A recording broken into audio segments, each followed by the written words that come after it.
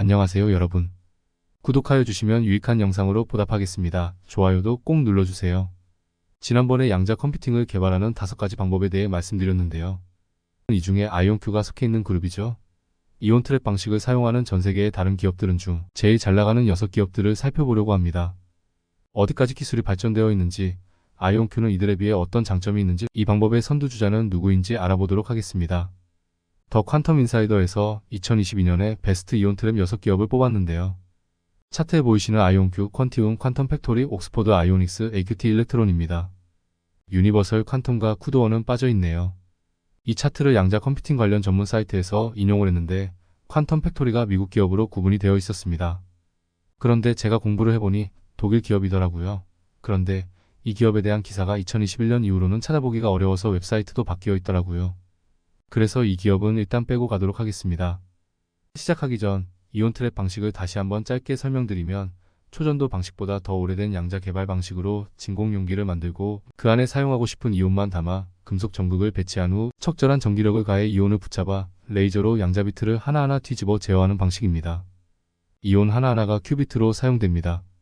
전체 연상 장치의 크기도 줄이고 콕 집어 스위치를 작동하는 방식에 가깝다 보니 제어 수준에선 가장 정확도가 높지만, 현재 대부분 이온 트랩 기업들이 달성한 큐비트는 두 자리 개수이니 이번 연도에 1121 큐비트를 달성 예정이라는 초전도 방식의 IBM과는 큰 차이를 보입니다.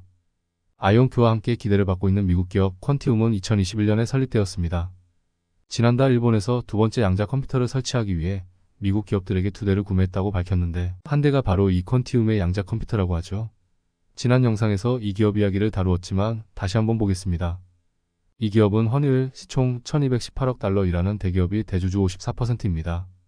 하드웨어의 강한 헌일 퀀텀 솔루션과 소프트웨어가 강한 2014년에 설립된 영국 캠브리지 쿠안텀이 합병을 하여 탄생되었습니다.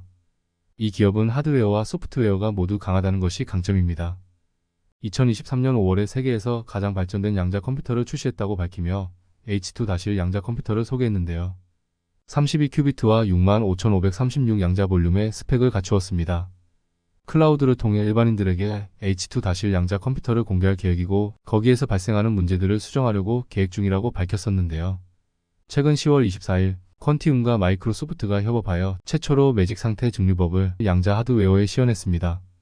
경쟁력 있는 양자 컴퓨터는 보편적이어야 하고, 기존 컴퓨터에서 이미 가능한 모든 작업은 물론 양자 컴퓨팅과 관련된 새로운 작업도 수행할 수 있어야 하는데요. 특히 합리적인 시간 안에 작업을 수행하기 위해서는 주변에 아무리 소음이 있어도 멈추지 않고 계속 작동이 되어야 합니다. 양자 회사들은 이에 대한 해결책을 수년에 걸쳐 찾아왔는데, 바로 매직 상태 증류법이 이것에 대한 해결책일 수 있습니다. 마법 상태가 어떻게 작동하는지 간략하게 설명을 드릴게요. 한 그룹에 5개의 큐비트를 넣고 양자 오류 수정 코드로 서로 얽히게 합니다. 이때 4개의 큐비트가 5번째 큐비트를 계속 테스트하고 정화시킵니다. 만약 실패하면 다시 처음부터 성공할 때까지 테스트를 합니다. 만약 성공하면 5번째 큐비트는 이와 같이 정화에 성공한 다른 큐비트 그룹으로 옮겨지는데요. 이렇게 매직 상태에 도달한 큐비트를 사용하면 보편적이고 어떤 상황에서도 계속 작동할 수 있는 상태를 유지하게 됩니다. 이 컨셉이 수십 년 동안 양자 컴퓨팅의 이론적 주제였는데, 양자 컴퓨터에서 한 번도 구현된 적이 없다네요. 퀀티움과 마이크로소프트는 이 매직 상태 증류법을 구현하기 위해 QIR을 사용하는데, 앞으로 대폭 개선되어야 한다고 합니다. QIR은 널리 사용되는 클래식 오픈소스 양자 코드입니다. 계속적으로 퀀티움은 32큐비트의 H2-1 양자 컴퓨터에 이 매직 상태 증류법을 실행할 준비를 하고 있으며, 이를 달성하는 최초의 그룹이 되기를 희망하고 있습니다. 퀀티움은 현재 IPO를 준비 중인데, 2023년 7월에 헌일 2분기 실적 발표에서 CEO가 퀀티움 회사의 가치를 현금화하고 싶다고 공개적으로 밝히며 IPO 준비가 많이 진행되었다고 알렸습니다. 아직까지는 새로 업데이트된 사항이 없는데요. IPO 시장 상태를 유의주시하고 있는 듯한데 앞으로 지켜봐야겠습니다. 다음은 독일 기업인 퀀텀 팩토리 양자 공장이라는 뜻이죠. 독일 엔지니어와 과학자들이 세계적인 명성을 얻은 이유 중 하나는 독일의 사고방식이 정직, 근면, 부지런함을 강조하기 때문이라고 하는데요. BMW, SAP, 폭스바겐, 아우디, 지멘스, 아디다스, 포르쉐, 보쉬 등의 기업들만 봐도 알 수 있겠죠. 독일은 알베르트 아인슈타인, 막스 보른, 베르너 하이젠베르크와 같은 양자 전문가들의 발상지로서 오늘날 이 나라가 양자 컴퓨팅 및 양자 정보 과학 분야에서 혁신적인 연구의 정점에 있지 않았다면 그게 더 이상할 것입니다. 프로펄 및 막스 플렉 제셀 슈프트와 같은 세계적 수준의 연구기관과 협업하면 더 앞선 발전을 예상해 볼 수 있겠죠. 어쨌든 일렉트론은 2020년에 설립되었는데요. 독일 지겐에 본사를 두고 있어요. 이렇게 세 분이 공동 창시자인데요. 각각 CSO, CTO, CEO를 맡고 있습니다. 일렉트론은 MHIC라는 획기적인 기술로 이온을 컨트롤합니다. 고주파 파동을 사용하여 이온 큐비트를 제어하는데요. 이 방법은 매우 정확하고 안정적이며 저렴한 장점이 있으며 고주파 자기장은 이미 컴퓨터와 휴대폰에서 널리 사용되고 있기 때문에 고주파 자기장을 이용하면 소형화가 가능하고 완벽하게 제어가 된다고 합니다. 매직 기술로 제어된 큐비트는 주변 큐비트에게 부작용을 일으키지 않음이 벌써 입증되었고요. 이로 인해 주요 오류 원인이 크게 줄어든다고 하네요. 확장성도 중요한데요. 이온을 더 많이 확장해도 문제가 생기지 않는다고 합니다. 특히 트랩칩으로 큐비트 개별 제어가 가능해서 소형화에 적합하다고 하네요. 그럼 몇 큐비트까지 달성했는지 궁금하시죠? 현재 일렉트론은 아직 양자 컴퓨터 개발 단계에 있는데요. 일단 앞서 말씀드린 매직 기술의 데모는 벌써 작동이 되고 있고요. 더 완벽하게 수정을 하고 있다고 합니다. 향후 몇 년 안에 여기에는 NISQ 시대 안에 라고 표기되어 있는데 NISQ는 노이즈 인터미디어 스케일 퀀텀 에라의 약자로 양자계 검증 단계 시대라고 부릅니다. 오류 결여 근남 등과 완벽하게 보정된 양자 컴퓨터가 상용화되기 이전 단계로 오류가 포함된 수십 수백 개 수준의 큐비트를 활용한 중간 규모의 양자 컴퓨터를 개발하는 시대를 의미합니다. 시기는 2020년부터 2025년 전까지로 표기되어 있습니다.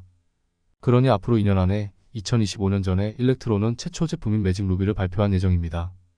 루비는 최대 60큐비트까지 갖출 것으로 예상합니다. 회사의 목표는 2030년도까지 자유롭게 프로그래밍이 가능하고 확장 가능한 양자 컴퓨터를 시장에 출시하는 목표를 가지고 있습니다.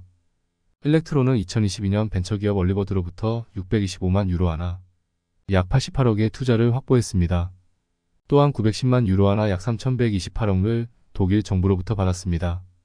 아이온큐는 이미 35AQ 도달을 했고 지금 64AQ는 2024년 말 정도 주문 생산 가능할 것으로 예상되는데 일렉트론은 2025년 전까지 최대 60큐비트니까 아이온큐보다는 약간 뒤처지는 감이 없지 않아 있네요. 퀀티움은 2023년 5월에 32큐비트를 달성했는데 아이온큐는 2022년부터 32큐비트를 사용하는 29AQ의 포르테를 벌써 개발했습니다. 훨씬 앞서가고 있죠. 다음은 영국 기업인 유니버설 퀀텀입니다. 2018년에 시작한 영국 브라이튼에 본사를 둔 기업입니다. 이 기업의 기술적 특징은 사진에 보시는 바와 같이 독특한 모듈 접근 방식을 사용하는 건데요. 여러 디자인을 사용하여 이온이 효과적으로 움직이며 연결되게 합니다. 이 방식을 통해 모듈들이 퍼즐 모양으로 서로 연결되게 해주면서 많은 큐비트 수로 확장이 가능하게 합니다. 냉각 온도도 너무 높지 않아도 되는 장점도 있습니다. 이 기업의 투자금은 2020년 6월에 벤처 캐피탈 컨소시엄에서 360만 파운드 하나 약 58억가 확보되었고요. 2021년 11월에 영국 정부로부터 750만 파운드 하나 약 120억을 보조받았습니다. 2022년에 발표된 기사에 의하면 100큐비트 양자 컴퓨터를 2026년까지 달성하는 계획을 밝혔었는데요. 아이온큐는 2026년에 256큐비트에 달성하는 계획을 세우고 있습니다. 현재까지로는 아이온큐가 월등히 이 세 기업들을 앞서가고 있는데요. 다음 영상에서는 마지막으로 남은 두 기업 옥스포드 아이오닉스와 AQT를 살펴보도록 하겠습니다. 오늘 분석 내용이 좀 도움이 되셨나요? 도움이 되셨다면 구독 안 되시면 좋아요라고 꼭 부탁드릴게요. 오늘 내용 여러분은 어떻게 생각하시나요? 댓글로 나눠주세요. 오늘도 시청하여 주셔서 감사합니다. 감사합니다.